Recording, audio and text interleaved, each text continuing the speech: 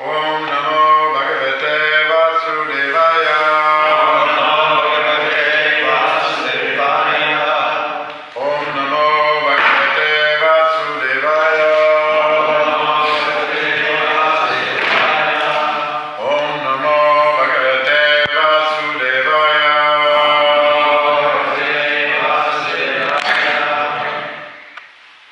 Reading from the Srimad Bhagavatam, Canto 1, Chapter 18, Text 29. Abhuta purvasahasa Chutrebhyam aditatmanaha Brahmanam pratyabud Brahman Matsaro manyu evacha Abhutapurva, unprecedented. Sahasa, circumstantially. Chut, hunger. Tribhyam, as well as by thirst. Adita, being distressed. Atmana, of his self. Brahmanam, unto a Brahmana. Prati, against. Abhut, became. Brahman, O Brahmanas. Matsara, envious. Manu, angry. Eva, thus. Cha, and. Translation. O Brahmanas, the king's anger and envy directed toward the Brahmana sage were unprecedented, being that circumstances had made him hungry and thirsty. Translation, please repeat. O Brahmanas, the king's anger and envy directed toward the Brahmana sage were unprecedented, being that circumstances had made him hungry and thirsty.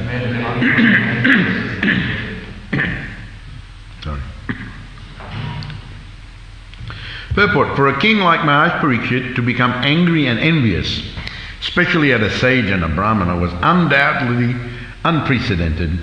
The king knew well that Brahmanas, sages, children, women and old men are always beyond the jurisdiction of punishment. Similarly, the king, even though he commits a great mistake, is never to be considered a wrongdoer. But in this case, Maharaj Parikshit became angry and envious at the sage due to his thirst and hunger by the will of the Lord. The king was right to punish his subject for coldly receiving him or neglecting him, but because the culprit was a sage and a Brahmana, it was unprecedented. As the Lord is never envious of anyone, so also the Lord's devotee is never envious of anyone. The only justification for Maharaj Parikshit's behavior is that it was ordained by the Lord. Abhutapurva sahasa chut Tribhyam aditatmana Brahmanam pratyabud Brahman matsaro manyu evacha. O Brahmanas, the king's anger and envy directed toward the Brahmana sage were unprecedented, being that circumstances had made him hungry and thirsty. So, let's continue on with the story of Maharaj Parikshit's touring and looking to quench his thirst and coming across the ashram of Samika Rishi. I mentioned previously in one of the verses that Samika Rishi, to add to this, Samika Rishi, it was translated as Samika Rishi was well known. He was a well-known Rishi. It wasn't he came, Maharaj Parikshit came upon an unknown personality, and he was well known. So that adds to the whole unusual situation. He was a well-known Rishi. If it was a lesser Rishi, or maybe he didn't know who he was, maybe he could have got angry, but his was a well-known Rishi, and still this whole situation. So in the previous purport it was mentioned normally, Prabhupada said that, well, in one sense, as the subject in the kingdom of the king, and he didn't receive him as the etiquette was, that, there's an old Hindu saying that a guest is to be treated like God. If someone is a guest, they're treated like God. So the king is supposed to set the standards around the place, and and even as in subtle matters such as this. So Prabhupada actually mentioned it was, he was right to become angry because he was the subject, but there was a special consideration. He was in a special category of subject. He was a rishi, a brahmana, and so. But nevertheless, the etiquette is, and we see the etiquette, the culture, the Vaishnava culture, that, even when someone comes, and the example was given of Jarasandha and Bhima Arjuna, or rather Bhima Arjuna, Krishna going there, and Jarasandha could recognize them after some time, but still he received them. And so such was the culture. Today, of course, in the Kali Yuga, we don't know what the culture is. But, I've told this story a few times, just like one time in Bombay, Prabhupada was staying at Juhu, and it was in the old days, and Shyamasundar was with him. He was the Prabhupada's secretary, and they came out of the temple, and they went to get in. They got in Prabhupada's ambassador. Of course, in those days, ambassadors were pretty much the only car in India. When we first went to India, we remarked, well, the cars are the same round here. And even in the subsequent years, right? Well, even in the subsequent, they had Mark 1, Mark 2, but they're all the same. Just had a bit of extra light in the inside or something like that. But they called them Mark 1, Mark 2. But they're all ambassadors, right? So Prabhupada got his ambassador. And then Shyamasundar was in the front. He was driving, and he turned the key, but it wouldn't start. Well, he couldn't properly turn the key. It wouldn't start. So there was something wrong, Prabhupada. I'll try to get someone to help. So he got out and went back to the temple. And meanwhile, when he came back, he saw Prabhupada was talking with a couple of gentlemen at the window in Hindi. And so he got in, and then he asked Prabhupada at one point. He said, "Prabhupada, what are they saying?" And Prabhupada said, "Actually, this is their car."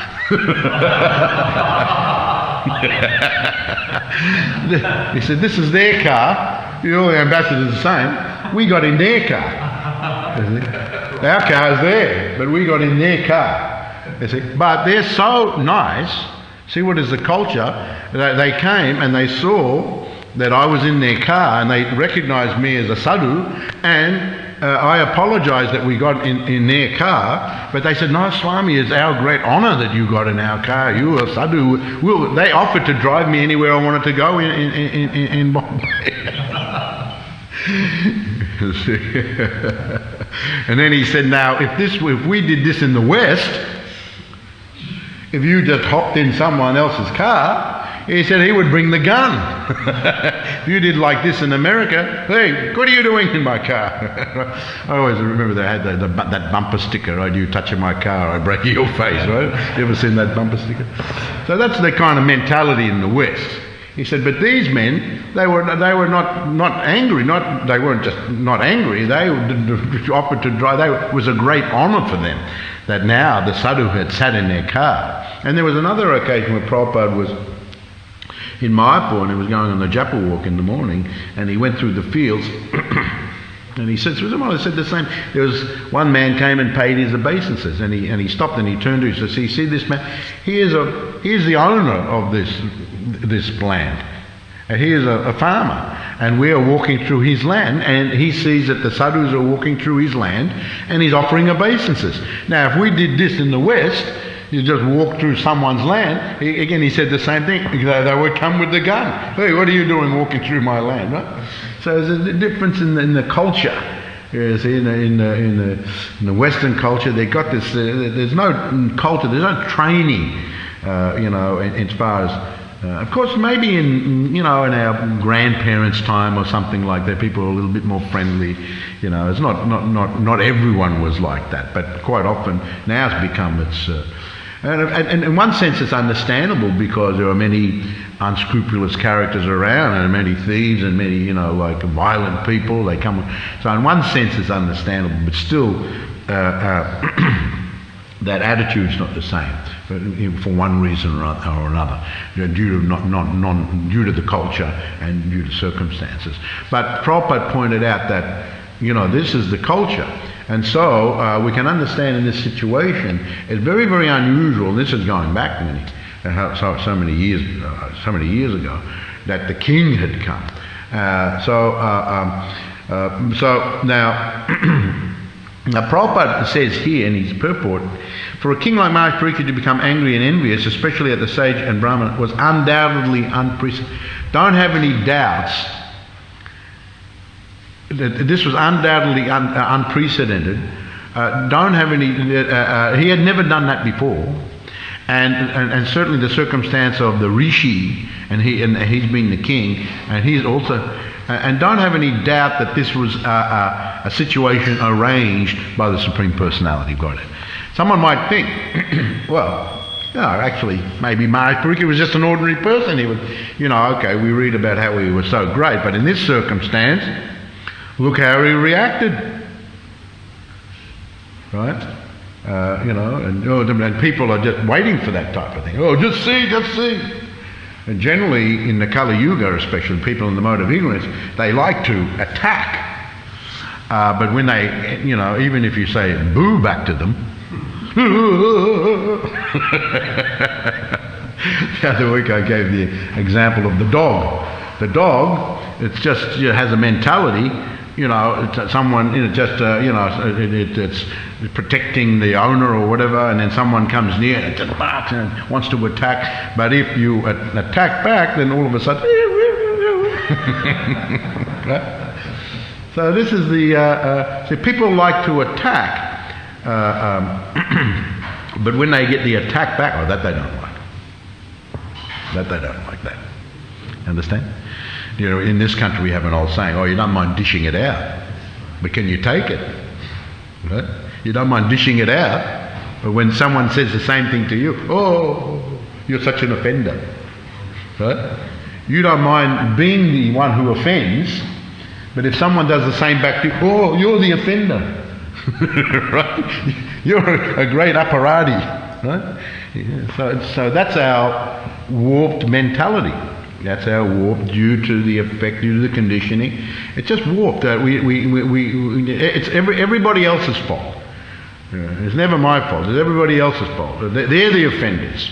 I can attack, I can say all nasty things, and I can do all nasty things, but then someone does it to you. You're the offender. You're great. Lock him up. Right? So this is the mentality these days.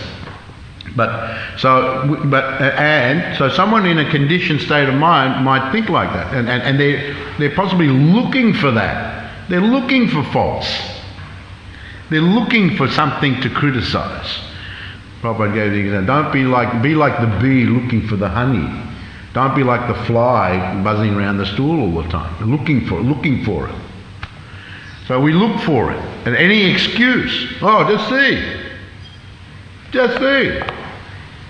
Maharaj Parikshit, he's so great. Look what he did.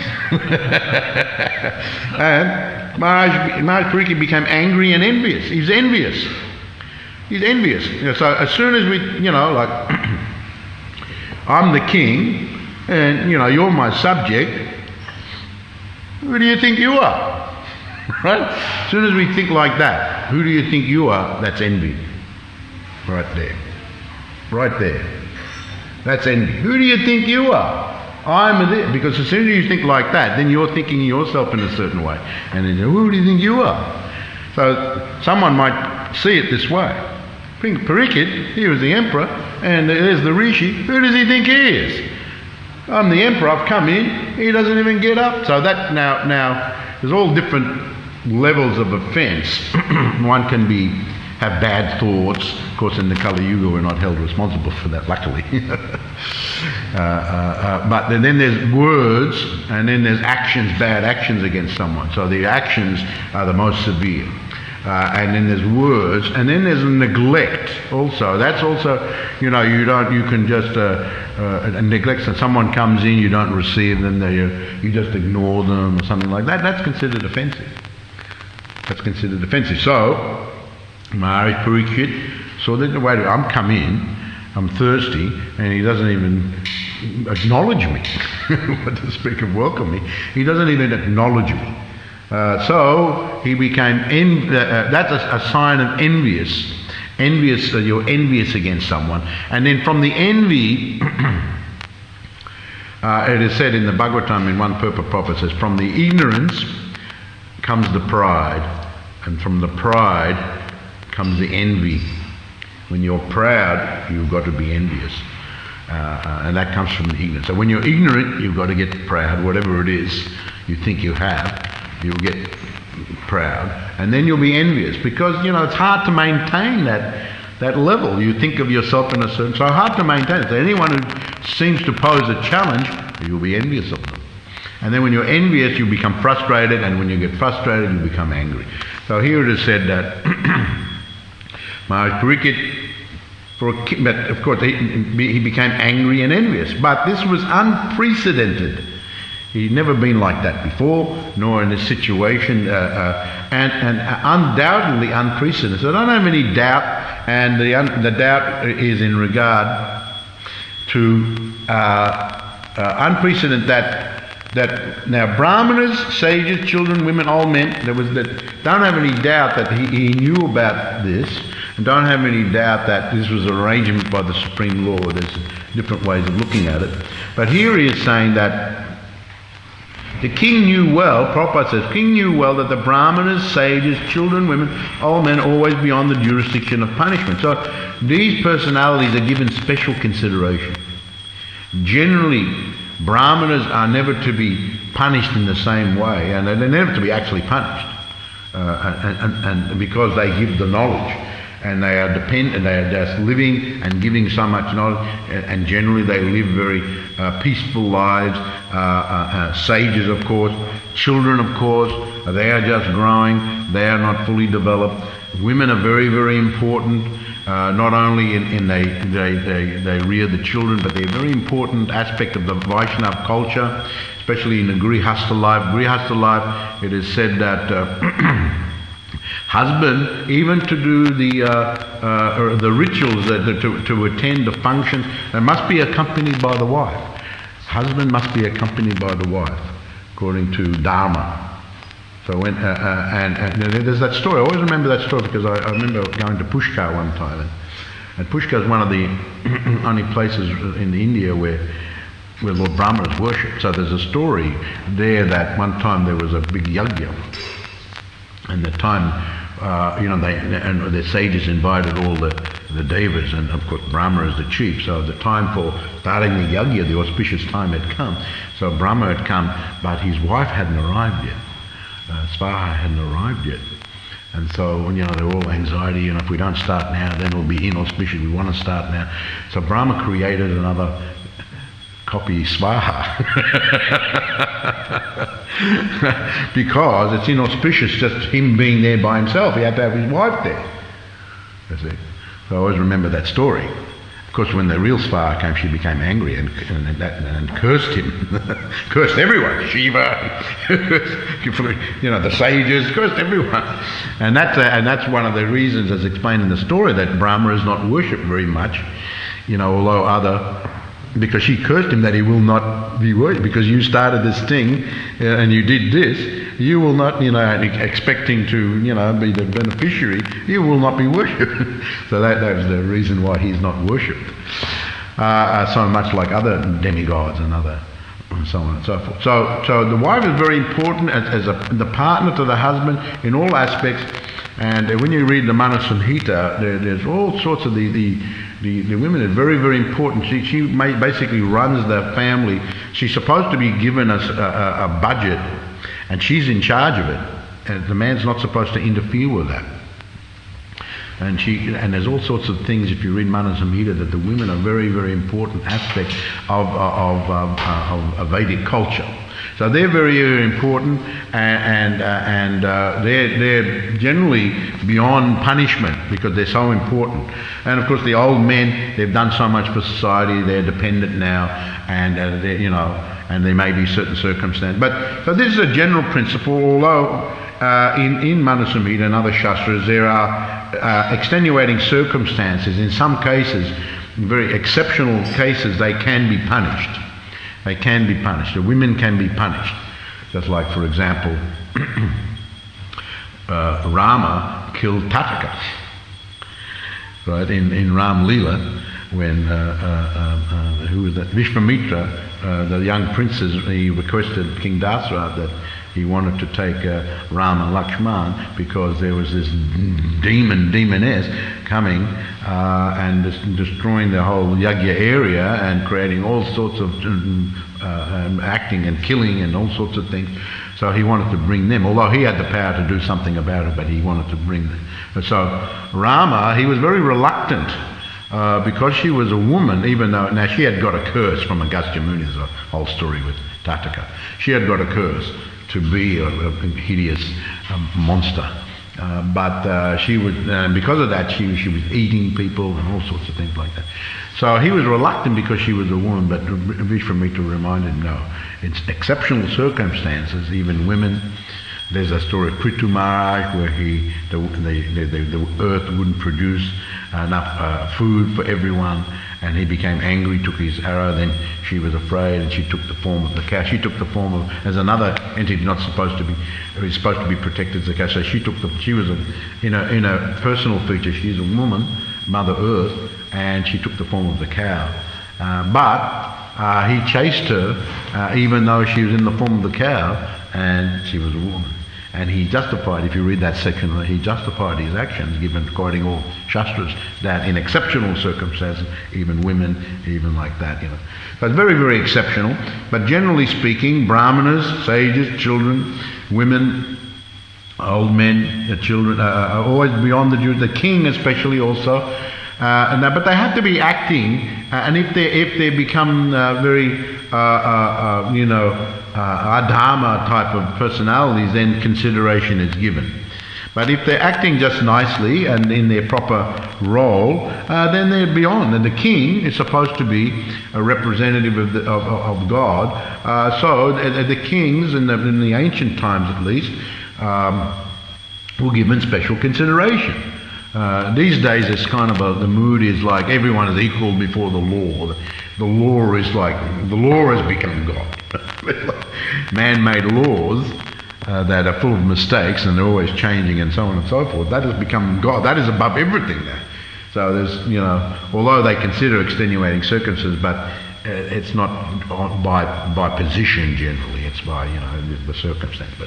But in the ancient times, special consideration was given to position, and kings and so on, and brahmanas and that. So the king knew that. But his urge of thirst overtook him. And it's very unusual because he's like the king, but he's also a rishi, so he's a very controlled personality, and he had full control over his hunger and thirst. But in this case, now we all know, that when someone gets hungry, thirsty, they sometimes act in ways, they become snappy or something like that, or you didn't get enough sleep or something like that, and you become irritable, and you snap at people. Oh, that's all right. He didn't sleep last night. She didn't get good rest last night. Or he didn't have anything to eat. Or he's got a headache.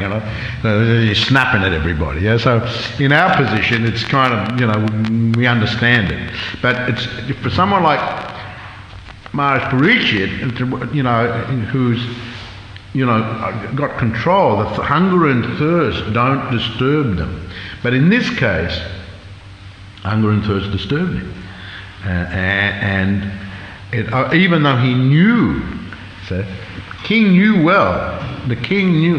He knew. So sometimes people don't know. That's one thing, but sometimes we know that what we're thinking of doing is wrong, but our urges just push us to do it anyway. Our urges push us to do it anyway. So we become overwhelmed.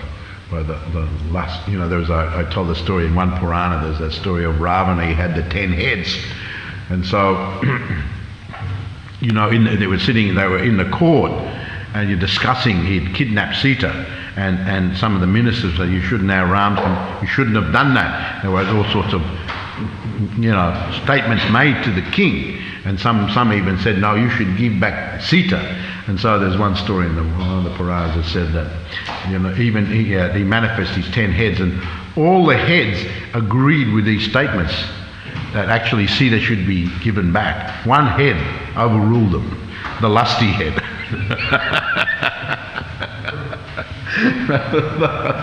Overruled all of them. You see, so, you know, even we may know this is not a good thing to do. We may know the right thing, but we get overruled. All that good common sense or good sense is overruled by, you know, lust, greed. Just like today, the greed principle is so strong. There's a story, I just remember that there's that story of the, probably you all know it, the story of the scorpion and the camel. Right, you know that story? The scorpion and the camel. And now one time there was a big flood. And so the rising waters, the waters were rising up, and you know, all the animals were afraid, running hither and thither, and some were going up the trees. One scorpion went up a tree to escape drowning in the flood. So it was up a tree, higher in the branches, and then it saw a camel, you know, starting to go over the other, preparing to go over the other side of the river to the other side, to the higher ground. So it called out to the camel, "Hey camel, let me go on your back to get over the other side to the higher ground." And the camel said, "I'm not letting you on my back. You're a scorpion. You'll sting me. You'll sting me." So then the scorpion said, "No, why would I sting you? If I sting you, then you'll die. Then we'll both drown. Why would I do something like that?" And so finally the conversation, then the camel would go, "All right, then we'll get on my back." So they're halfway in the river, and the scorpion stung the camel. And the camel said, "Why do you sting me? For now we're both going to die." He said, "What can I do? I'm a scorpion. I just have to do it."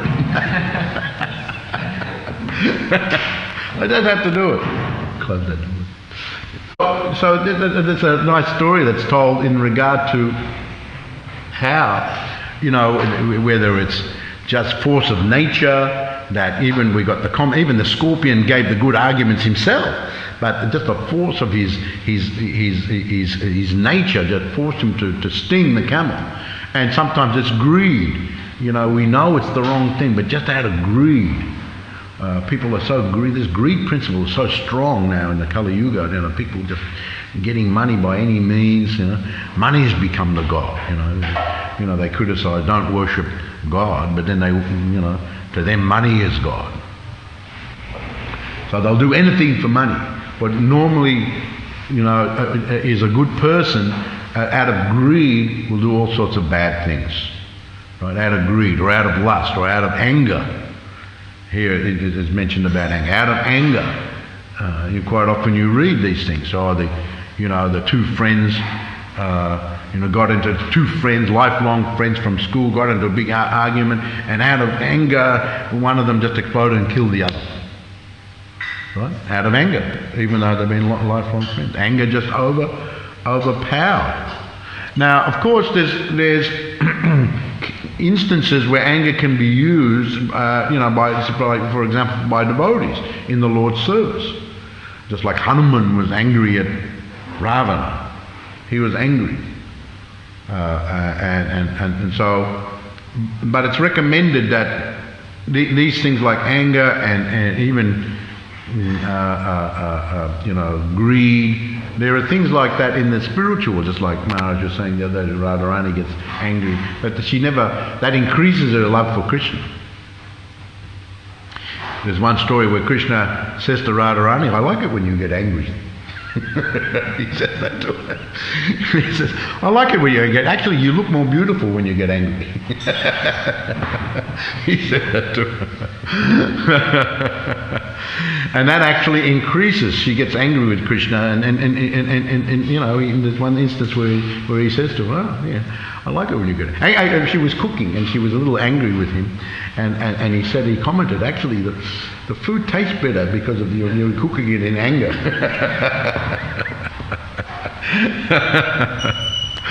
the flavour mixed in, and you become more beautiful when you're angry. So he appreciated, and of course he was laughing after that. But so anger, envy, these things are real stumbling blocks, and it's not recommended for neophyte devotees to try to use anger and envy too much in the service of the Lord. They're generally very advanced devotees. They know how to use these things. And so best to leave it, best for the young devotees to avoid, try to control the anger, try to control the envy, the greed, all these things. Of course, one can never do that unless he's following, a spiritual life, and actually be a practicing devotee. One thing, perhaps someone came and was a devotee for a while, and it's kind of still a devotee, but they've ceased to become a practicing devotee. They've ceased to become a practicing. Practicing devotees means you're always chanting around, every day, you're following the regular principles, engaging in devotion. And these things keep us very fixed on the path. Gradually, anger will be controlled, envy, greed, all these things. But even though you were devoted, but if you stop practicing, then these things tend to come up again. The lower nature becomes strong again. By engaging in devotional service, the lower nature becomes suppressed and ultimately purified. All the impurities are gone. But that has to continue. That practice has to continue the whole life. So quite often I say this to devotees. Well, you're still a practicing devotee. You have to, whether you come to the temple here, you have to be a practicing devotee continuously, regularly hear the Bhagavatam, chant, in whatever way you can do it. But be a practicing devotee. Then these things will stay. They will be purified, and then you will. But there's no chance of controlling anger. And just like someone does something wrong, maybe it's not so bad, and all right, you got to go for the anger management course, right? You got to go the anger management course, and then you get some psychologists or social workers there, and then you do this course or something like that, and then that's supposed to cure you or help you with your anger. Maybe temporarily, maybe not, who knows? But it's just temporary. It's sort of like a band-aid kind of thing, because the anger actually is deep. It's deep. If something is deep in your body, you put a band-aid on the skin, it's not going to really help much. So if something's deep, so the anger is deep of many lifetimes. So much frustration, so much anger, so much envy, hatred. These things are deep, going over many lives. So, anger management courses, this course, that course, the other course, although they may or may not be beneficial in the short term, really long term they don't work. And a lot of the times, later on it comes out again, So, and then to try to control it just by legislation with a police force, go around heavy, still it's not going to totally control it. So the best way is to engage in devotional service regularly, a practicing devotee, and then one will be able to control these things. So this whole unusual situation, unprecedented, undoubtedly by the will of the Lord, this was. Now another thing to note here is that here the reason is given that the king was right to the only justification Maharaj's behavior is that it was ordained by the Lord. And another point to understand here is that the Lord sometimes arranges these things to bring a person back to Him, and sometimes places them in awkward situations. Sometimes there's material attachment, and then the Lord takes away those things. Just like a father. Krishna is, in many senses, just like a father. The child, is eating too many sweets, and the father will say, no, you can't have any more.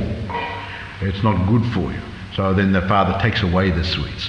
But Krishna does that from time to time, takes away, and then brings the person, the individual closer to him. That's one thing.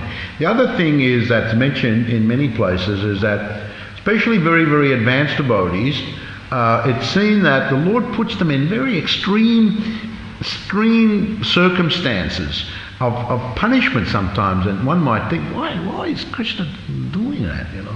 So extreme. One reason is he wants to bring them closer, and the other reason is that he wants to show how great advanced devotees are able to tolerate even the most extreme situations. And he empowers them to be able to do it. Just to show as a lesson to the younger devotees who even the slightest thing will cause them to give up their Krishna consciousness. But when we reach situations like this, as Haridas Thakur, Prahlad Maharaj, it's such, Prahlad Maharaj was, his own father tried to kill him, push him up, had pushed off a cliff, had poison, all sorts of things. And Haridas Thakur whipped, so extreme. Amazing. But so this is the Prabhupada explains in another place that this is so the greatest Krishna takes advantage of the greatness of his devotee. He empowers them simultaneously to be able to tolerate and to show the lesser devotee. We're so easily affected by so many sometimes insignificant things. I always tell the story of, I remember when I was TP in Melbourne Temple many years ago that one bhakta stormed into the office. That's it. I'm leaving this Krishna consciousness. I said, whoa. What's wrong? And so, every morning at prasadam time I sit there, and everyone, gets, the prasadam, and everyone gets a pakura, and sometimes I ask for another pakura and he just refuses, even though he sometimes gives another pakura to someone else, but every time I ask for it, he never gives it to me. That's it, I've had it. And then another time, there was another time someone came in, this one was, he comes storming. That's it. I said, what's going on? I said, that's it. He keeps stealing my gumsha out of my locker. And I told him, and he just keeps doing it. That's it. I'm off. So even the slightest thing, we react. And we know the karmis, even the slightest things, agitate. And someone can look at them, what are you looking at? Right? The look. Right? She gave me that look, or he gave me that look. What to speak of saying something. And again, who do they think they are, right? Who do they think they are? There's envy. There's envy right there. As soon as you say that, there's envy. Right? Who do they think they are? Who do you think you are? And then they'll probably, if they're the same type of person, like, well, who do you think you are? then it'll go up, right? You see the animals sometimes, they push up their chest again. Who do you think you are? And so these things are very difficult to contain, and the only method is to engage in them. So, but this whole thing, the Lord is never envious of anyone. Neither is a devotee. The Lord, it may seem that, but Krishna is just arranging things according to your circumstance, what you've done, what you deserve. Karma is like that. Krishna can give you all sorts of things. He also gives you what you deserve. Maybe you didn't. You may pray to God and say, give me this, give me that, give me a nice house, give me a nice car, but you don't get it. Well, maybe you didn't deserve it. So Krishna sometimes gives, sometimes doesn't give. He gives according to what someone deserves, and sometimes if he sees, especially amongst these devotees, if that thing is not going to be good, or sometimes he gives and he'll take the same thing back again. You abused it. It's not good for you, not good for your devotional self. I'm going to take it back. So Krishna's not actually envious. He has love for everyone, but he's dealing like a father. Wants to bring them along. The father deals with love, and sometimes gives, sometimes take away, and it's for the benefit of the child. But Krishna's like that. So too the devotee. They're not envious. So why is it the Parikshit must be that this was an arrangement? Don't think, it's undoubtedly this is an arrangement. Don't think otherwise. Don't become envious and think he was just an ordinary personality. So Hare Krishna, thank you very much. I'll read this again if anyone has a question or comment. O Brahmanas, the king's anger and envy directed toward the Brahmana sage were unprecedented, being that circumstance had made him hungry and thirsty. Any questions?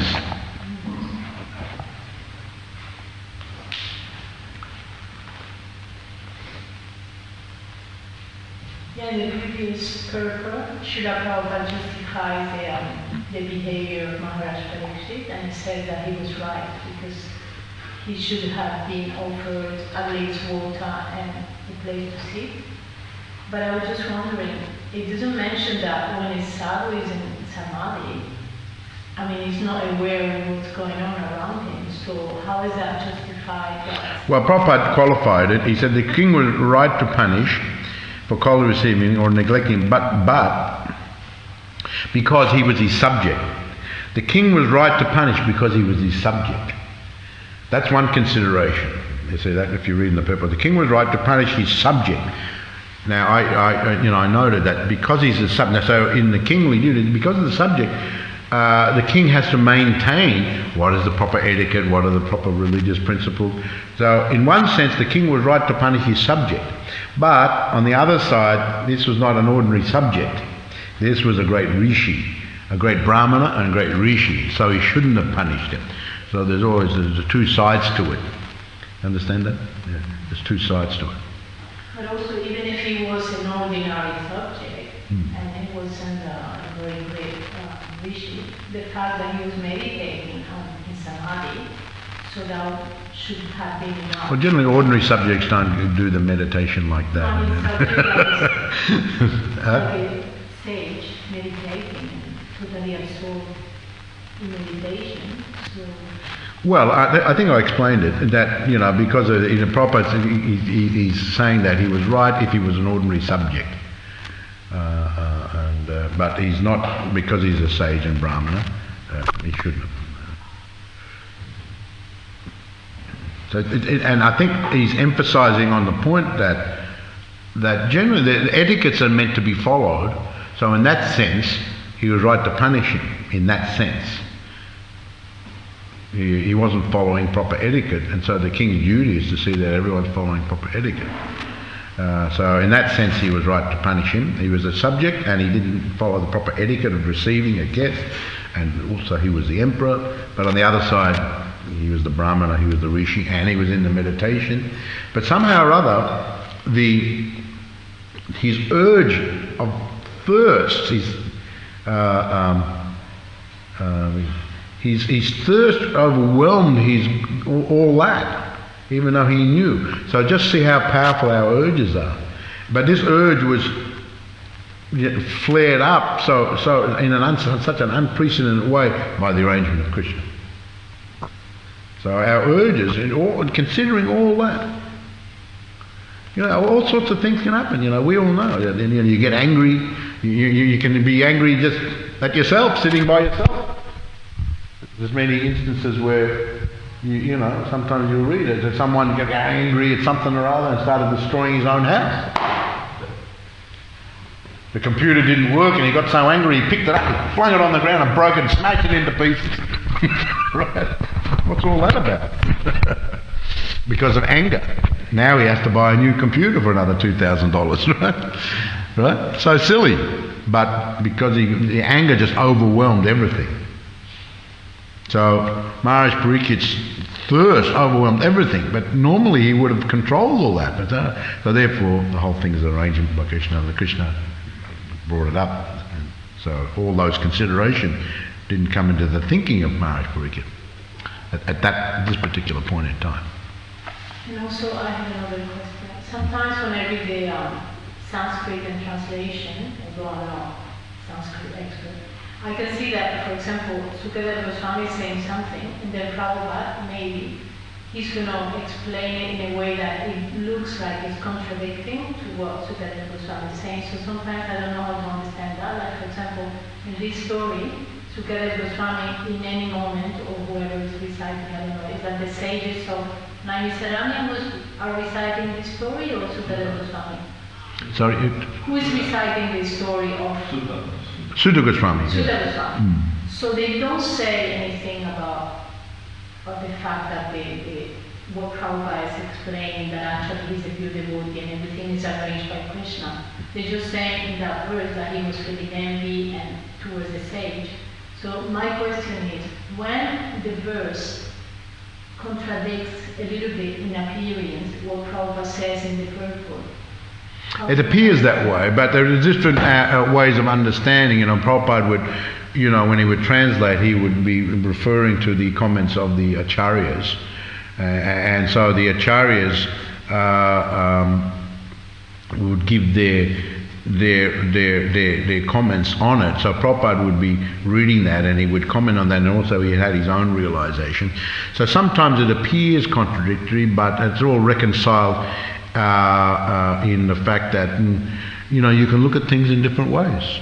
And Krishna, one time Prabhupada said, now Krishna is that same question was asked, I can't remember where it was, but to Prabhupada, he said, Krishna is unlimited, and he can be understood in unlimited ways. So one great acharya's realization, and he's presented it this way, and another acharya's realization may be seemingly presented in a even contradictory way, but it's reconciled in that, well, Krishna can be understood in so many, even in the same instance.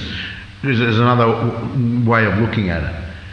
But it's reconciled in that it's all Krishna's unlimited nature, and it's all reconciled in that we have to surrender to Krishna ultimately. I don't know if Maharaj wants to comment on that, he might want to say. Well, that is like Krishna in Govardhana Hill, when he's lifting Govardhana Hill. Everybody saw him differently. Parents were thinking, he's getting tired, we have to hold the hill for him because he's getting tired. The gopis were looking at him and loved him, saying, and he was looking at them also. And the cowherd boys were joking with him. This is Krishna going to do anything nice. So everybody thought of Krishna differently, simultaneously. Or when he went into the arena of Kamsa, there's 12 rasas described, everybody was seeing him differently, and he was all of those for different people. So you can see it in different ways according to your particular bhava or position. Right. Very good answer. Thank you. Jai Srila Prabhupada ki, Jai Gaur Premanandi, Hari Hari Bol.